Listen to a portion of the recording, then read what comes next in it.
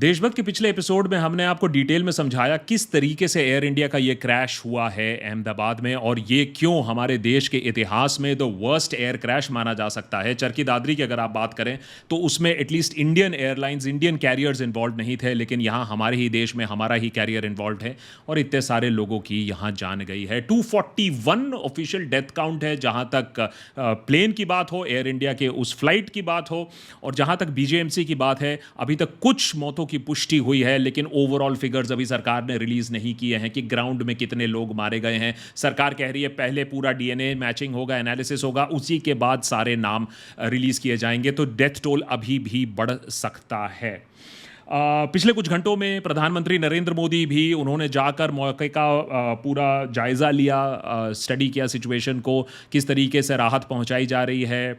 जो Tata group of companies हैं उन्होंने भी अपने रिलीफ क्रूज़ भेजे हैं, एयर इंडिया भी पूरी तरीके से काम करने की कोशिश कर रही है, एडमिनिस्ट्रेशन भी लगी पड़ी हुई है कि इससे किस तरीके से निपटा जाए। ऑब्वियसली हॉस्पिटल सिस्टम्स भी ओवरवेल्म्ड है, इतने सारे लोगों को हैंडल करना और उसके ऊपर इतने सारे लोगों का डीएनए टेस्ट कराना। टाटा ग्रुप ने अनाउंस किया है कि 1 करोड़ रुपए पर पैसेंजर को दिया जाएगा इस कॉम्पनसेशन, ये लेकिन कुछ भी नहीं है, क्योंकि अगर आप एक्सपर्ट्स की माने तो अभी जो बिल आने वाला है, जो इंश्योरेंस बिल आने वाला है और जो लाइबिलिटीज आने वाली हैं वो 2500 करोड़ तक जा सकता है टाटास के लिए। तो टाटास के लिए तो अलग से ही एक रेप्यूटेशनल डैमेज है और फाइनेंशियल लाइबिलिटी भी जो उनके ऊपर बचता है।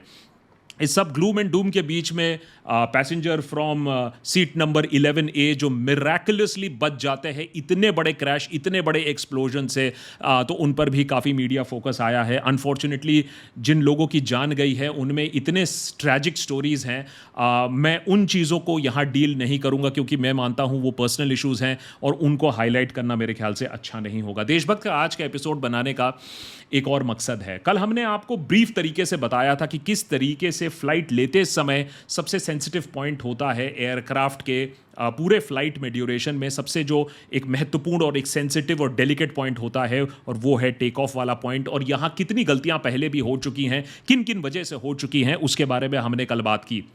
आज का एपिसोड बनाना इसलिए ज़्यादा इंपॉर्टेंट हो गया है क्योंकि बहुत सारी conspiracy theories already float around करने लगी है जिसका कोई सर न पैर होता है, लेकिन व्हाट्सएप यूनिवर्सिटी फॉरवर्ड ऑलरेडी बढ़ने लगे हैं। तो जो फैक्ट है, जो फिक्शन है, जो कंस्पिरेसी है और जो एक्सपर्ट ओपिनियन है, उसे अलग करने की, सिफ्ट करने की भी दरकार है, ज़रूरत है।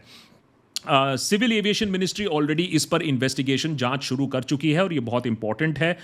सिविल एविएशन मिनिस्टर ने ट्वीट करके भी बताया, following the tragic incident in Ahmedabad a formal investigation has been initiated by the aircraft accident investigation bureau. ये समझ लीजिए, ज़रूरी है हमारे आज के स्टोरी के लिए, aircraft accident investigation bureau which is AAIB along, जो कि एक सिविल एविएशन मिनिस्ट्री की ही रेगुलेटरी बॉडी है, जो कि इंटरनेशनल प्रोटोकॉल्स के अकॉर्डिंग सिविल एविएशन ऑर्गेनाइजेशन जो है उसके अकॉर्डिंग ये पूरा छानबीन होगा। साथ ही में यूके की सरकार, यूएसए की सरकार, बोइंग, ये सब इन्वॉल्व होंगे इस इन्वेस्टिगेशन में। अब जो फोकस है वो अब ब्लैक बॉक्स, 24 घंटे के बाद अब ब्लैक बॉक्स की तरफ अब फोकस पूरा जाएगा, क्योंकि वही हमें एग्जैक्टली बता सकता है, ये सारी कंस्पिरेसी थियरीज को हटाकर जो फैक्ट्स है वही हमें बता सकता है।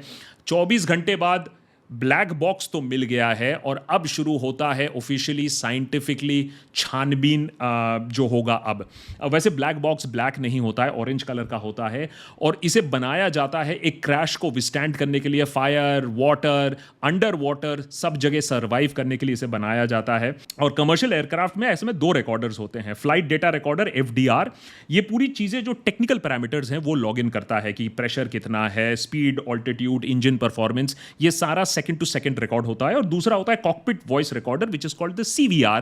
ये समझ लीजिए कि पायलट आपस में क्या बात कर रहे हैं, सराउंडिंग साउंड्स क्या है एयरक्राफ्ट के अंदर, कॉकपिट ऑडियो, सारी जो कॉन्वर्सेशन होता है वो सारी चीज़ें रिकॉर्डेड होती हैं, इंक्लूडिंग जो एयरक्राफ्ट वार्निंग सिग्नल्स दे रहा है। तो ये बहुत ही इंपॉर्टेंट होगा इस मिस्ट्री को सॉल्व करने के लिए, जो सबके आंखों के सामने ये क्रैश हुआ है लेकिन लोग सही तरीके से बता नहीं पा रहे हैं क्यों क्रैश हुआ है। ऑल्दो एक थियोरी सामने आ रही है, एक पर्टिकुलर एंगल सामने आ रहा है और उसे डिस्कस करना जरूरी है। सबसे पहले देशभक्त पे मैं इस बात को क्लियर कर दूं कि हमें ये कंस्पिरेसी थियरीज में घुसने की जरूरत नहीं है। ये सिर्फ आपको भटकाने के लिए कंस्पिरेसी थियरीज फ्लोट अराउंड की जा रही है कि कहीं से पाकिस्तान आ गया, कहीं से दूसरे एलिमेंट्स आ गए, टेररिज्म आ गया। टेररिज्म 30 सेकंड के लिए किसी प्लेन को इतनी डिफिकल्टी से हाईजैक नहीं करता है, और जिस तरीके से क्रैश हुआ है वो दिखाता है कि यहां टेरर का एंगल नहीं है। टेरर का एंगल रूल आउट ऑलरेडी किया जा रहा है बाय एक्सपर्ट्स। मैं आपको याद दिलाना चाहूँगा कि यहाँ हमने एक और एपिसोड बनाया था जब सीडीएस का हेलीकॉप्टर क्रैश हुआ था, और वो हमारे लिए काफ़ी एक कठिन एपिसोड था, क्योंकि जिस दिन हेलीकॉप्टर क्रैश हुआ था उसी के कुछ घंटों बाद हमने एक एपिसोड निकाला था जहां हमने एक्सपर्ट से बात करके एपिसोड में ये बता दिया था कि ये कोई कंस्पिरेसी थियोरी नहीं है, एनिमिनेशन नहीं है। फ्लाइंग कंडीशंस ऐसी थी जहां एक पायलट एरर हो गया था, जो स्पेशियल डिस्टॉर्शन हो जाता है कभी कभी पायलट्स का अंडर प्रेशर और डिफिकल्ट फ्लाइंग सर्कमस्टांसेस में फ्लाई करते हुए, उसी स्पेशियल डिस्टॉर्शन की वजह से ट्रीज ट्रॉप से लड़कर वो हेलीकॉप्टर क्षतिग्रस्त हो जाता है, और उसमें एडिक्वेट रेडार सिस्टम्स भी नहीं थे जिसमें जनरल बिपिन रावत ट्रैवल कर रहे थे। वो एपिसोड की वजह से हमें काफ़ी ब्लोबैक मिला था, बट अल्टीमेटली जब क्रैश इन्वेस्टिगेशन पूरी हुई तो बात वही निकली that it was pilot error और स्पेशल डिस्टॉर्शन था। तो without going into the conspiracy, facts की बात कर लेते हैं जो कि हम देशभक्त पर करते हैं। हमने एक्सपर्ट से बात की और हमारे पास 6-7 मेन पॉइंट्स निकल रहे हैं जो कि फ्लाइट डेटा रिकॉर्डर, जो कि ब्लैक बॉक्स आंसर करेगा, और उसमें थोड़ा सा समय लग सकता है, कुछ हफ्तों से लेकर कुछ महीनों तक लग सकते हैं, लेकिन थैंकफुली यहां मेरे ख्याल से कुछ दिन और कुछ हफ्तों में हो जाएगा, बिकॉज ब्लैक बॉक्स डैमेज नहीं हुआ है। जो टेल पोर्शन है वो इंटैक्ट मिला था। ब्लैक बॉक्स को इसीलिए उस टेल पोर्शन में रखा जाता है क्योंकि जनरली एक एयरक्राफ्ट में वही सर्वाइविंग पोर्शन होता है, तो वो हमें इंटैक्ट मिल गया है। सबसे पहले चीज देखी जाएगी जो आप इस फुटेज में, सीसीटीवी फुटेज में भी देखोगे, कि किस तरीके से इस एयरक्राफ्ट ने टेक ऑफ किया था। क्योंकि जिस तरीके से एंड ऑफ द रनवे पर यह एयरक्राफ्ट ने टेक ऑफ किया था, उस पर लोग बोल रहे थे कि क्या रनवे में ही ऐसा कोई प्रॉब्लम डेवलप हो गया था कि उसने पूरा रनवे इस्तेमाल करके टेक ऑफ किया। ये बात तो साफ है कि इन्वेस्टिगेशन को इस बात पर फोकस करना होगा कि लास्ट में जो धूल उड़ती है वो कोई इंजेस्शन है, कोई चीज अंदर जाती है इंजन की, या फिर ये सिर्फ dust at the end of the runway है और उसको रनवे तक एंड तक जाने की ऐसी क्या दरकार पड़ गई थी, और उसके बाद गियर डाउन तब भी रहा रनवे से निकलने के बाद। तो ऐसा हो गया था क्या कि रनवे में होते हुए ही पायलट को समझ में आ गया था कोई प्रॉब्लम है और इसीलिए उसने गियर अप नहीं किया, ये जानते हुए कि एयरक्राफ्ट अभी थोड़ी देर बाद ही मुझे क्रैश लैंड कराना पड़ेगा, और व्हील्स एक शॉक अब्जॉर्बर की तरह काम करते हैं बॉडी के लिए। तो प्रॉब्लम नंबर 1 जो आंसर करना होगा, क्या रनवे में ऐसी कोई प्रॉब्लम आ गई थी? दूसरा, रनवे में क्या प्रॉब्लम आ गई थी? Was it a bird hit? देखिए, सबसे जो सेन एग्जाम्पल है ना, जो आराम से आप सोच सकते हो कि ऐसा हो सकता है और फिर सोचते हो अब यही हो सकता है, अब क्रैश इन्वेस्टिगेशन को अपना काम करने दो, वो ये है कि दोनों इंजन्स में बर्ड स्ट्राइक होने के वजह से टेक ऑफ करते वक्त जब आप रिजेक्ट नहीं कर सकते हो, V1 माने आपने अपनी टेक ऑफ स्पीड अटेन कर ली है, उसके बाद आप प्लेन को रोक नहीं सकते हो, तो आपको टेक ऑफ करना होगा, उसी क्षण में आपका बर्ड स्ट्राइक हो गया है। दिलचस्प बात यह है कि एक्सपर्ट्स का मानना है कि अहमदाबाद का जो एयरपोर्ट है वहां बर्ड्स इज अ प्रॉब्लम और बर्ड स्ट्राइक की वार्निंग्स वहां दी गई थी, और कड़े नियम, कड़े रूल्स होते हैं एयरपोर्ट के इर्द गिर्द। 13 किलोमीटर तक आप कोई स्लॉटर हाउस नहीं रख सकते हो, बर्ड्स को दूर रखने के लिए सारे प्रिकॉशंस लिए जाते हैं, फायरिंग की जाती है, स्मोक बॉम्ब्स लगाए जाते हैं जिससे एयरपोर्ट बर्ड फ्री रहे, जिससे बर्ड हिट ना हो। तो अगर ऐसा हुआ होता कि बर्ड स्ट्राइक के वजह से दोनों इंजन फेल कर गई हैं, तो ये क्रैश को हम समझा सकते हैं। एक ही प्रॉब्लम है कि हमारे पास सीसीटीवी रिकॉर्डिंग है, धुंधली है, लेकिन जो सीसीटीवी रिकॉर्डिंग है उस पर कोई बर्ड नहीं दिख रहा है, और ये इक्के दुक्के बर्ड स्ट्राइक्स नहीं होते हैं, पूरा का पूरा झुंड होना होता है जो इंजन इंजेस्ट करता है और उसके बाद पावर लॉस हो सकती है, जैसा आपने सली मूवी में अगर नहीं देखा हो तो उसमें अच्छी तरीके से इसे दिखाया गया है। लेकिन यहां हमें वो एविडेंस अभी तक नहीं मिला है कि कोई बर्ड स्ट्राइक हुआ है कि नहीं, विच कॉम्प्लिकेट्स द मैटर फर्दर। अब अगर इंजन फेलियर हुआ है तो बोइंग को तो बहुत ज्यादा ही जवाब देना पड़ेगा, क्योंकि दोनों इंजन फेल करना किसी कमर्शियल एयरलाइन और एयरक्राफ्ट के लिए नामुमकिन के बराबर है। पिछले 24 घंटों में जो एक्सपर्ट्स ने हमसे बात किया है, जो एक्सपर्ट्स ने जो बयान दिए हैं, उससे एक बात तो साफ हो जाती है कि 1 in a million चांस हो सकता है कि आपके दोनों ही इंजन से पावर लॉस हो जाए, क्योंकि ये इंडिपेंडेंटली चलते हैं और इनको डिजाइन ही ये किया गया है कि एक इंजन अगर फेल किया कर जाए तो एयरक्राफ्ट दूसरे इंजन से अपने आप क्लाइंब करके आराम से टर्न अराउंड करके बिना पसीना लगाए आप लैंड कर सकते हो। इतने पावरफुल होते हैं ये जीई या रोल्स रॉयस के इंजन, ये अपने आप में ही बीस्ट होता है। ये पूरा का पूरा एयरप्लेन का भार एक इंजन उठा सकता है। तो अब फ्यूल कंटैमिनेशन हो सकता है कि नहीं, एक और कंस्पिरेसी थियरी आ रही है। अब अगर फ्यूल कंटैमिनेशन होता तो बहुत सारे और भी एयरक्राफ्ट्स पूरे स्काई से सीधा गिर पड़ते। तो फ्यूल कंटैमिनेशन एक एक्सट्रीम एक पॉसिबिलिटी है कि आपका फ्यूल क्वालिटी ऐसा खराब था कि इंजन फ्लेम आउट हो गया और इंजन रीस्टार्ट करने के लिए आपके पास उस समय इतना टाइम नहीं था। लेकिन जो इंजन फेलियर का जो एक्सपर्ट्स बोल रहे हैं, जो प्रॉब्लम ये है कि अगर इंजन फेलियर होता तो कम से कम हमें थोड़ा सा यॉ दिखने को मिलता, थोड़ा सा वॉबल दिखने को मिलता। लेकिन अगर आप देखो तो बहुत ही ग्रेसफुली प्लेन नीचे जा रहा होता है। ऐसा लग रहा है कि कैप्टन के पूरे कंट्रोल में है एयरक्राफ्ट, कैप्टन कोशिश कर रहा है और इसीलिए आप टिल्ट अप देखोगे, कोशिश करते हुए, लेकिन फ्लाइट ऊपर जाने के जगह नीचे चले जाती है और एकदम स्टेबल तरीके से नीचे जाती है। इसीलिए सारे एविएशन एक्सपर्ट्स काफी कंफ्यूज्ड हैं कि इतने कंट्रोल तरीके से, सीधे तरीके से, विदाउट एनी पैनिक ये एयरक्राफ्ट एकदम नीचे चले जाता है। क्यों ऐसा हुआ है? क्या double engine flame out possible है या नहीं? इसको एक और चीज आंसर करेगा, इंजन फ्लेम आउट को। और याद रखिए जो हमारे पास फुटेज है प्लेन क्रैश के इमीडिएटली जो आग लगते हुए, उसमें जेट इंजन की आवाज आती है। तो जो रॉ फुटेज है उसमें तो ये सुनकर लगता है कि engines were performing till the last moment. अब वो थ्रस्ट डिलीवर कर रहे थे, नहीं कर रहे थे, वो दूसरी बात है, लेकिन बंद नहीं हुए थे इंजन, जो बेसिक फुटेज देखकर लगता है। तो फिर क्या और कोई प्रॉब्लम हो सकती थी? हाइड्रोलिक प्रॉब्लम हो सकती थी, कंप्लीट पावर फेलियर की प्रॉब्लम हो सकती थी। वो पता चलेगा role of the rat deployment. Rat मैंने चूहा नहीं। सो ये बेसिकली सोच लीजिए एक छोटा सा एक टरबाइन होता है जो हवा से चलता है और ये ऑक्सिलरी पावर सप्लाई करता है। अगर आपके पास कोई मेजर पावर फेलियर हो जाती है तो उसको लास्ट ट्रिक कहा जाता है। ये छोटा सा एक विंडमिल नीचे से बेली से निकलता है और ये जब हवा के वजह से घूमता है तो आपको बेसिक पावर मिल जाता है, पायलट्स अपना बेसिक ऑपरेशंस फिर कर पाते हैं। क्या रैट डिप्लॉयड था? अब ग्रेनी फुटेज से एग्जैक्टली समझ में नहीं आ रहा है, लेकिन अगर कॉकपिट वॉइस रिकॉर्डर से पता चलता है या ब्लैक बॉक्स से पता चलता है कि रैट को डिप्लॉय किया गया था, तब लगेगा कि हाँ, कुछ ना कुछ तो सीरियस प्रॉब्लम हुई होगी जिसके वजह से रैट को डिप्लॉय किया गया था। तो वो अभी बहुत इंटरेस्टिंग चीज है जो हमें ब्लैक बॉक्स बताएगी। अब ये जो व्हील्स का मुद्दा है कि भैया व्हील्स वर नॉट अप, इसके वजह से काफी डिबेट और काफी डिस्कशन हो रहा है, and that will lead us to the biggest controversy, wheels and flaps.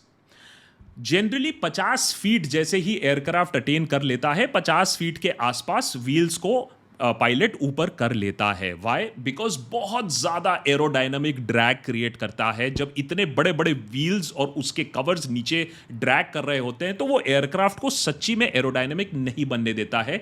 इसीलिए मैक्सिमम थ्रस्ट लेने के बाद जैसे ही आप टेक ऑफ करते हो, आप व्हील्स को फोल्ड इन कर लेते हो। लेकिन यहां 400 फीट जाने के बाद भी व्हील्स को ऊपर नहीं खींचा गया। क्यों? या तो आपके पास इतनी बड़ी तरीके से हाइड्रोलिक फेलियर हुई है, जो कि शायद बोइंग के हिस्ट्री में भी पहली बार इतनी बड़ी कोई फेलियर हो रही हो, तो इसके लिए बोइंग को आंसर करना पड़ेगा और बोइंग इसीलिए इन्वॉल्व है इस पूरे इन्वेस्टिगेशन में। या फिर एक और थियरी है और वो थियरी लिंक्ड है फ्लैप्स के साथ। अब इस पर एक्सपर्ट्स काफी डिफर कर रहे हैं। काफी इन्वेस्टिगेशन, जो ग्रेनी फुटेज है उसको एआई से भी प्रोसेस करके देखने की कोशिश की गई है कि क्या जब एयरक्राफ्ट लिफ्ट कर रहा था, जब ये एयर इंडिया का फ्लाइट ऊपर जा रहा था, विंग्स लेवल थे या विंग्स के फ्लैप नीचे थे? फ्लैप नीचे होना काफी जरूरी होता है क्योंकि वही आपको लिफ्ट देता है। और ये फ्लैप जो बहुत सारे एक्सपर्ट्स कह रहे हैं कि हमें या तो क्लियरली नहीं दिख रहा है या तो हमें फ्लैप्स ऊपर दिख रहे हैं, माने जीरो पोजीशन पर दिख रहे हैं। अब यहां आती है सबसे बड़ी दुविधा। जीरो पोजीशन पर आप फ्लैप को टेक ऑफ नहीं कर सकते हो। जो एक्सपर्ट्स जो हमें बता रहे हैं वो ये है कि भैया आज के मॉडर्न एयरक्राफ्ट में अगर आपने फ्लैप सेटिंग गलत भी कर लिया, मान लिया कि आपने जो डबल पायलट चेक है, दोनों पायलट्स ने दोनों चेक्स गलत किए हैं, फ्लैप्स गलत सेट कर दिए, वो टेक ऑफ करने जा रहे हैं, प्लेन आपको टेक ऑफ ही नहीं करने देगा, आपके कान में अलार्म बजा बजा कर आपको परेशान कर देगा कि आपकी फ्लैप सेटिंग सही नहीं है। और इसीलिए जो दो चीजें हैं जो एक कर्वेचर देती है विंड को, आपका स्लैट है सामने की तरफ विंग के, और आपका फ्लैप है जो विंग को कर्व शेप देती है। इसी कर्व शेप के वजह से लोअर स्पीड पर एक एयरक्राफ्ट टेक ऑफ कर सकती है और फिर वो सीधा हो जाती है। जो अगर आप कभी भी एयरक्राफ्ट के विंग के पास बैठे हो तो आपको ये जरूर दिखा होगा कि किस तरीके से विंग ऐसे मुड़ती है और किस तरीके से सीधी हो जाती है, मुड़ती है और सीधी हो जाती है, डिपेंडिंग कि वो नीचे लैंड कर रही है या टेक ऑफ कर रही है। जो क्रैश के बाद चीजें दिखी हैं उस पर यह तो दिखा है कि जो स्लैट्स हैं सामने के वो तो कर्व्ड फोल्ड थे। अब सवाल आता है कि जो फ्लैप्स हैं वो सीधे कैसे हो सकते हैं, जो कि कुछ फुटेज में सीधा दिख रहा है, लेकिन सीधा तरीके से आप उसको टेक ऑफ नहीं कर सकते और प्लेन आपको टेक ऑफ नहीं करने देगा। और यहां आता है हमारा लास्ट पॉइंट। कुछ एक्सपर्ट्स अनफॉर्चुनेटली ये देख रहे हैं कि हमें इस एंगल को भी देखना पड़ेगा, जैसे हमें बिपिन रावत के एंगल पर भी देखना पड़ा था कि एक पायलट फेलियर की क्या एक पॉसिबिलिटी है। कुछ भी रूल आउट नहीं किया जा सकता है इस समय, जब तक ना ब्लैक बॉक्स को अच्छे से हम डिकोड ना कर लें और सारे पैरामीटर्स ना देख लें। लेकिन कंस्पिरेसी थियोरी को रूल आउट करके कम से कम हमें यह चीज देखना होगा, क्योंकि कुछ एक्सपर्ट्स ये कह रहे हैं कि दी ओनली वे ये हम इसको एक्सप्लेन कर सकते हैं कि फ्लैप्स नीचे थे टेक ऑफ करते समय, लेकिन जब वो वीडियो फुटेज हम देख रहे हैं, जो मोबाइल फुटेज है काफी ग्रेनी है, उसमें जो हमें साफ दिख रहा है कि व्हील्स नीचे हैं और जो फ्लैप्स हैं वो जीरो पोजीशन पर हैं। इसका सिर्फ एक ही एक्सप्लेनेशन निकलता है, और वो ये कि जब कमांडर ने इंस्ट्रक्शन दिया अपने को पायलट को कि अब आप व्हील्स ऊपर करो, क्या को पायलट ने गलती से व्हील्स ऊपर ना करके फ्लैप्स को ऊपर कर दिया हो? आई होप ऐसा ना हो, लेकिन जो एक्सपर्ट्स कह रहे हैं कि ये एक चीज है जो इसको समझा सकती है कि 400 फीट की ऊंचाई तक जाकर भी आपके व्हील्स नीचे हैं और आपके फ्लैप स्ट्रेट हैं, जो कि ब्लैक बॉक्स साफ साफ दिखाई देगा कि फ्लैप्स नीचे थे या स्ट्रेट थे। तो पावर हो या ना हो इंजन से, फ्लैप्स अगर स्ट्रेट हैं तो फिर कुछ तो गलती हुई है। और ये एक्सप्लेन करता है कि व्हील्स नीचे हैं और फ्लैप स्ट्रेट क्यों हैं, कि कहीं गलती से एक पायलट एरर तो ना हुई हो। अब ये पायलट एरर अगर 1000 फीट 2000 फीट पर होता तो मेरे ख्याल से उतना प्रॉब्लम नहीं होता, क्योंकि उसमें आप रिकवर कर सकते हो। यहां प्रॉब्लम यह हो गई थी क्योंकि ये सारी चीजें इतनी जल्दी हुई हैं, 30-35 सेकंड के अंदर हुई है, कि आपको रिकवरी टाइम नहीं मिल रहा है। और वो चीज इसीलिए एक्सप्लेन कर रहा है कि कैप्टन कह रहा है कि भाई मेरे पास पावर नहीं है, मैं लिफ्ट नहीं कर पा रहा हूं, जबकि एयरक्राफ्ट उनके कंट्रोल में है और एयरक्राफ्ट ऐसे पिच भी कर रही है, कोशिश कर रही है ऊपर जाने की, लेकिन ड्रैग होकर नीचे चले जा रही है। तो यही चीज एक उसे समझा सकती है। अगर ये सारी चीजें से आंसर नहीं होता है तो ऑब्वियसली रोल ऑफ मेंटेनेंस, किस तरीके से एयरक्राफ्ट को मेंटेन किया गया था उस पर सवाल होगा, किस तरीके से पायलट्स को लो अल्टीट्यूड ट्रेनिंग दी गई थी उस पर सवाल होगा। लेकिन एक बात समझ के रखिए कि कंस्पिरेसी बहुत लग रहा होगा, डर बहुत लग रहा होगा, एयरक्राफ्ट फ्लाइंग अभी भी सबसे सेफ ही है पूरे दुनिया में, और अभी थोड़ा सा एक लंबा प्रोसेस चल सकता है, क्योंकि और मैं आपको लिंक्स नीचे दे दूंगा कि एक्सक्यूज मी, किस तरीके से अभी पूरा एक रिसर्च टीम बैठेगा, पूरा एक पैनल बैठेगा, एयर ट्रैफिक कंट्रोलर्स होंगे, उसमें पायलट्स होंगे, उसमें एक्सपर्ट्स होंगे, उसमें अमेरिका से एनटीएसबी भी आएगा, उनका एयर ट्रैफिक उनके एक्सपर्ट्स आएंगे, उसके ऊपर ऑब्वियसली बोइंग के लोग भी इन्वॉल्व होंगे, यूएस गवर्नमेंट के भी लोग इन्वॉल्व होंगे, जो सेकेंड बाय सेकेंड पूरा ब्रेक डाउन करके रिकंस्ट्रक्ट करेंगे कि क्या हुआ था उन 30 सेकेंड 1 मिनट के अंदर जिससे इतनी सारी जाने गई हैं। मैं एंड करने से पहले बस एक चीज बोलना चाहूंगा कि हम इन चीजों पर फोकस भी नहीं करते हैं, जिसके वजह से बहुत बार दुर्घटनाएं होती हैं। आपको लगता है कि सब ठीक ही हो रहा होगा, हमें ये सब चीज़ों के बारे में सोचने की क्या ज़रूरत है, हमें सवाल उठाने की क्या ज़रूरत है। मैं कुछ हेडलाइंस देख रहा था, हमारी टीम जब हम इसको रिसर्च कर रहे थे आज के एपिसोड के लिए, आप बिलीव नहीं करोगे क्योंकि मुझे यकीन नहीं हो रहा है। इकोनॉमिक टाइम्स का आर्टिकल है, आप खुद भी पढ़ लीजिए, इंटरनेट पर अवेलेबल है, मैं झूठ नहीं बोल रहा हूँ। DGCA, BCAS, AA airports authority of India grapple with man power shortage. Nearly 48% of the posts are vacant at the Director General of Civil Aviation. वो संस्था जो हमारी फ्लाइंग को सेफ बनाती है, उसमें 48% of positions are vacant. 37% are vacant in the case of Bureau of Civil Aviation Security and Airports Authority of India. मैंने 30-40% चीजें खाली पड़ी हुई हैं. ये लोग हमारी फ्लाइंग को सेफ बनाते हैं, और अगर यही खाली पड़ी हुई हैं तो आप सोचिए कि सरकार की कितनी अटेंशन स्पैन है आपकी और हमारी सेफ्टी को लेकर. और बजट 2025 में सिविल एविएशन गेट्स 2400 करोड़, जो कि 10% की कटौती है. It has been cut nearly 10% to 2400 crore. मैं नहीं कह रहा हूं, ये बिजनेस स्टैंडर्ड का आर्टिकल है, खुद जाकर चेक कर लीजिएगा. 133 planes from Indian Airlines are grounded according to NITI Aayog report. माने हमारी जो टोटल एयरलाइन कैपेसिटी है हमारे देश की 16% या 133 एयरक्राफ्ट ग्राउंडेड है for technical reasons, for engine reasons, etcetera etcetera. और सबसे चौंका देने वाला जो स्टेटिस्टिक है या जो आंकड़ा है, हमारे देश में एक एयरलाइन नहीं है. कहने को तो हम 4th लार्जेस्ट हैं और विश्व गुरु हैं और 3rd लार्जेस्ट बन जाएंगे. हमारे देश में एक एयरलाइन नहीं है that qualifies as one of the top 25 safest airlines. World safest airline की एक लिस्ट निकलती है और उसमें से हम एक भी जगह पर नहीं है. और 25 सेफेस्ट लो कॉस्ट एयरलाइंस निकलती है, उस पर 19 स्पॉट पर है इंडिगो. तो जैसे हमने गाड़ियों के बारे में ना सडनली रियलाइज़ किया है कि 5 स्टार गाड़ी होना चाहिए, एक सेफ्टी रेटिंग होना चाहिए गाड़ी के लिए. शायद अब हमें ये भी देखना होगा कि हमारे एयरलाइंस के लिए भी कुछ सेफ्टी रेटिंग होनी चाहिए या नहीं होनी चाहिए. वो ठीक है भैया, आपका एयरक्राफ्ट में एंटरटेनमेंट सिस्टम नहीं चल रहा है, एसी नहीं चल रहा है, सीट टूटे हुए हैं, और हम भारतीय लोग हम एडजस्ट करके चले भी जाते हैं एयर इंडिया में. लेकिन क्या इसी तरीके से हमारे एयरक्राफ्ट के इंजन्स, उनके मेंटेनेंस, उनके परफॉर्मेंस, पायलट की ट्रेनिंग उस और उन पर जो प्रेशर हो रहा है उसको लेकर भी इसी तरीके से ट्रीटमेंट की गई थी क्या? फिर तो बहुत चिंताजनक बात है.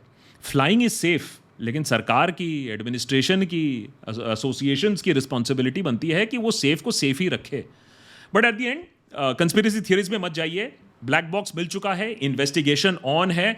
एक्सपर्ट्स का अभी यह मानना है कि आप कुछ भी रूल आउट नहीं कर सकते हो. मशीन, मैकेनिकल या ह्यूमन एरर कुछ भी हो सकता है.